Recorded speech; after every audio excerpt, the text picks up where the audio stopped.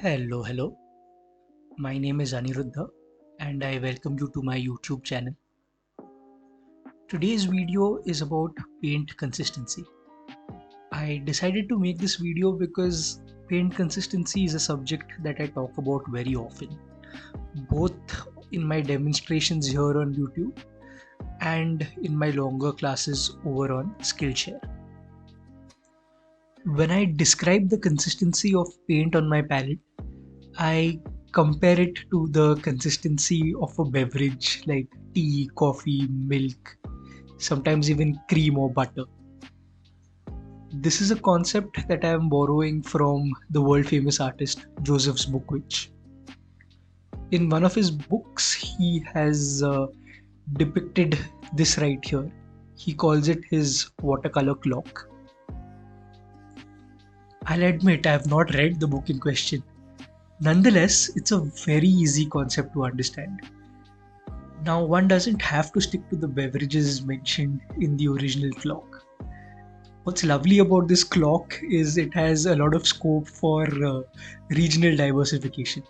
So, depending on the context in which I'm teaching, it's quite convenient to compare the paint consistency to a beverage my entire audience is familiar with. Online, you might find videos where artists give you exacting formulas on how to get a particular consistency. They say 40% water and 60% paint gives you X consistency. But for me personally, this doesn't work. I prefer describing the consistency depending on how it feels to my brush as a puddle on the palette and how it flows. The left hand side of the clock describes paper dampness and how paint will flow depending on at what point of dampness it is introduced onto the paper. This is a concept I won't dive too deep into, but I will touch upon. Before I start talking about consistency, I want to first talk about value. Value is linked to consistency, but it is not entirely the same. Value is quite highly determined by the pigment that we are using. Allow me to demonstrate. I'm just going to wet down this section that I've marked out here.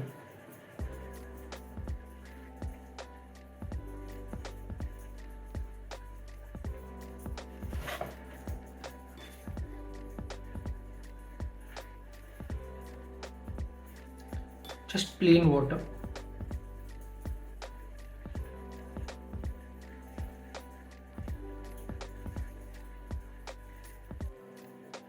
I'm putting my sketchbook here at an angle and I'm going to dip my brush into this pan of yellow here and I'm just going to add it to the top and I'm going to help it flow.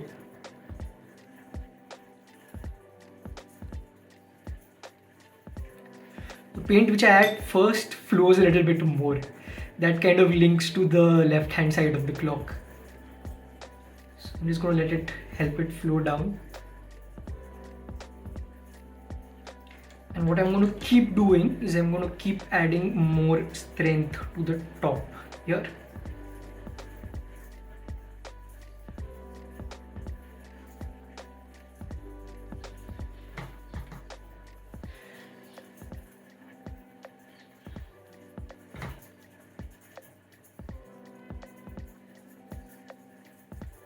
Beyond a point, no matter how much more paint I add here to the top, it's not going to get any darker, any stronger in value. That is the nature of the yellow. But if I do the same thing with a different color, this time I'm going to wet down this section right here.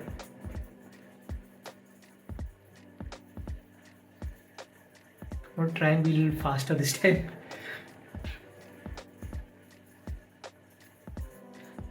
There we go, nice and dripping wet. This time I'm not going to use the yellow, I'm going to use a different color. I'm going to dip my brush into this green that I have here. And I'm going to do the same thing. I'm going to introduce the green to the top of this section here.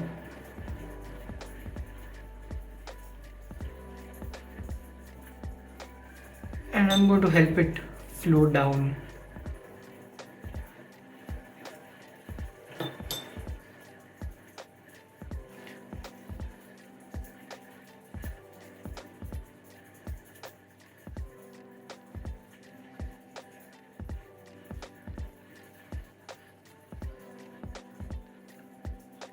I think you've already noticed that green is a lot darker in value compared to the yellow. I'm going to keep adding green to the top of this section like I did to the yellow, and just look how dark it is. No matter how much yellow I add, it won't be this dark. Just going to wipe up that excess water.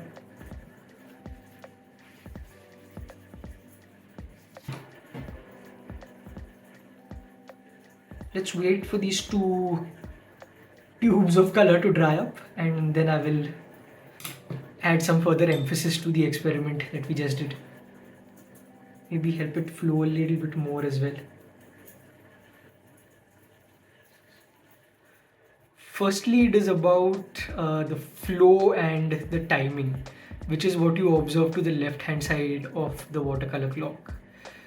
The paint that you add first when the section is the wettest will flow down the furthest and fastest. As the paper begins to dry, the flow of the paint diminishes. Of course, the flow is also determined by the type of paper you're using. I'm using a 25% cotton paper this time around. 100% cotton paper will stay wet for longer, which means you will get a better flow for a longer duration. Second and more important point is about the value. I've scanned this image so you can see it in black and white. You can see, so the consistency of the green here and the yellow here are similar, almost identical.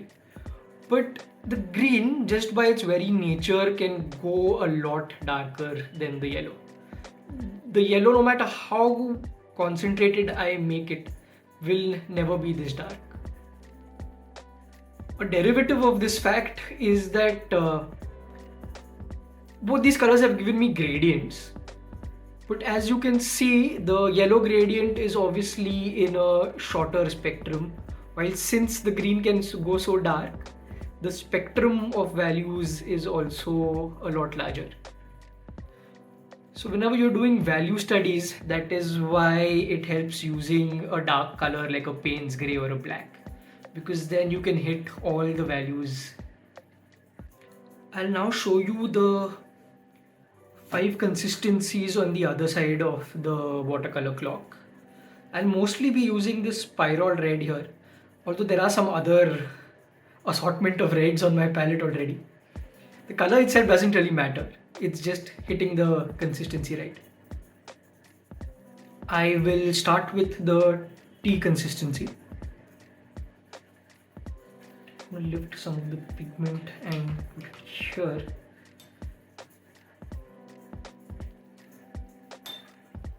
I don't like this brush. And this is about all the pigment I need for tea consistency mix. So I'm just going to add more clean water to it and mix it up.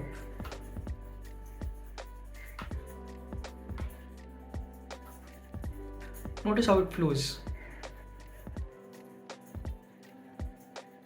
very freely.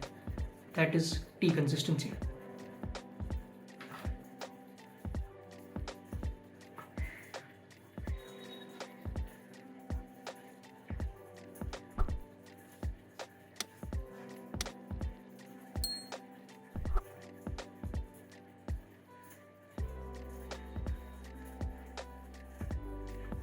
The pigment I'm using, pyrrole red, is semi-transparent, but when used at this consistency, it is perfectly transparent. You can quite clearly see the ink through it.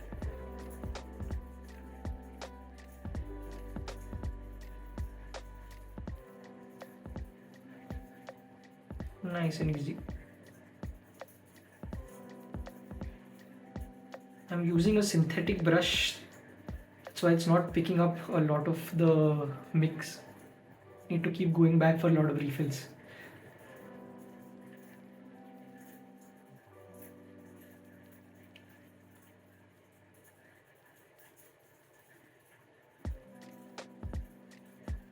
So this is tea consistency. One thing to keep in mind is that it will dry lighter than this. So if you're using this consistency in a painting, be mindful of that when you're making your mix.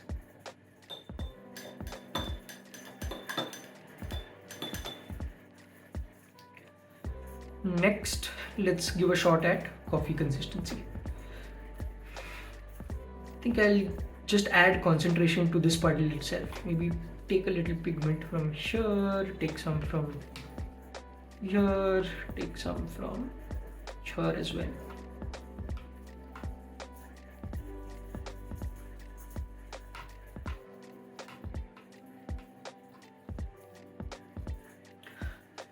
Look at this section. Can you see the flow has changed from last time around? This is coffee consistency. As I mentioned, there's no formula to it. It's just something you have to tell by the feel of it on your brush. The more you use a particular brush, the easier you will be able to identify that feel. I think I can go a little bit more pigment as well. Still be coffee. Thicker coffee. Like a double espresso instead of a single.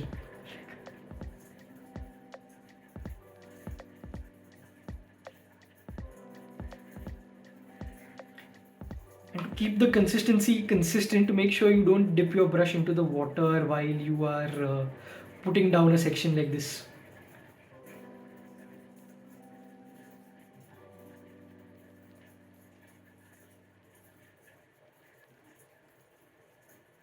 I'm gonna maybe try and go even thicker than this. Yeah, that's enough. Maybe too much.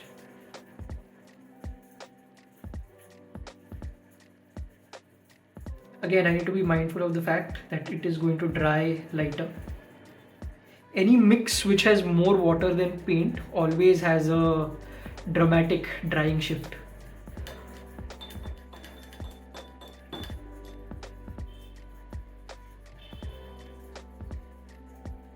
Next is milk consistency. Let's keep adding pigment to this puddle, same puddle.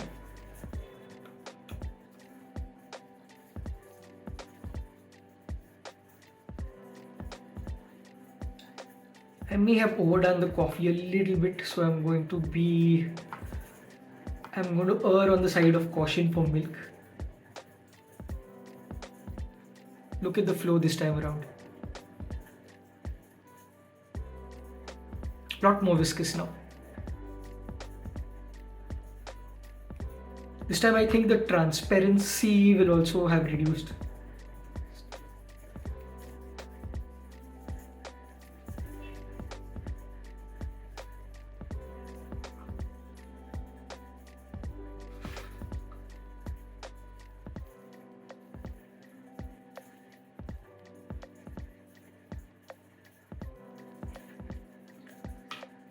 This is almost even amounts water and paint. So there will be a drying shift, but it won't be as significant as the first two. Maybe a little bit of water.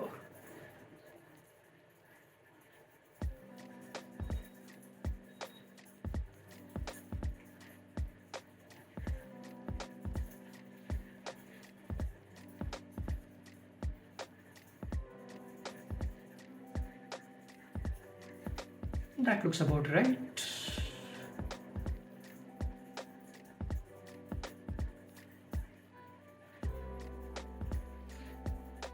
Next, cream.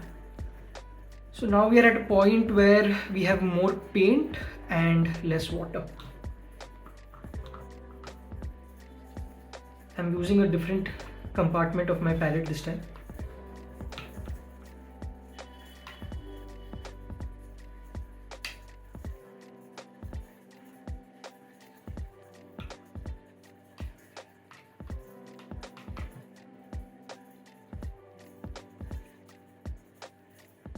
there's hardly any flow. Our milk is still flowing, but in cream there is hardly any flow.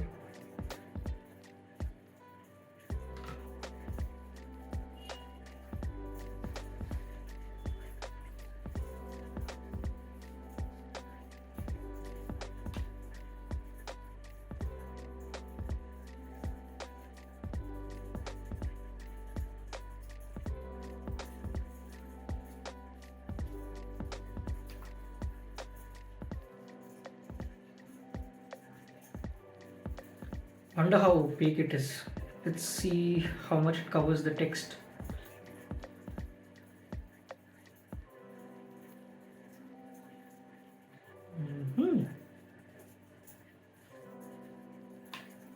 And that is cream. I may not have enough pigment left in this pan for butter.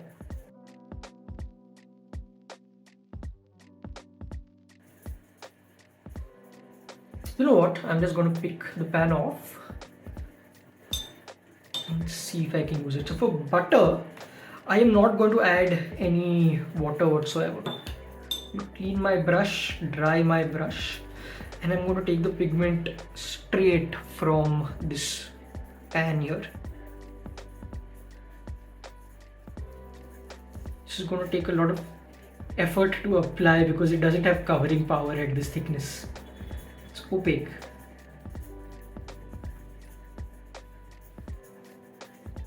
This is the consistency you use for dry brush markings. Oof. Been a while since I've used paint like this. Feels strange to my hand.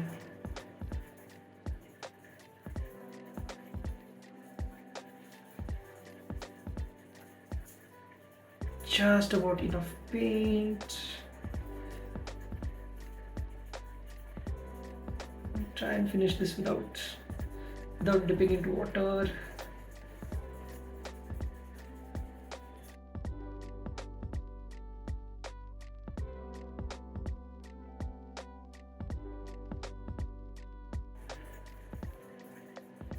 Okay, I'm going to call that done.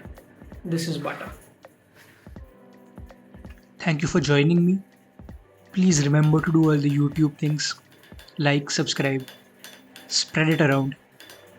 I wish you a lovely rest of your day wherever you are, and we'll see you in the next one.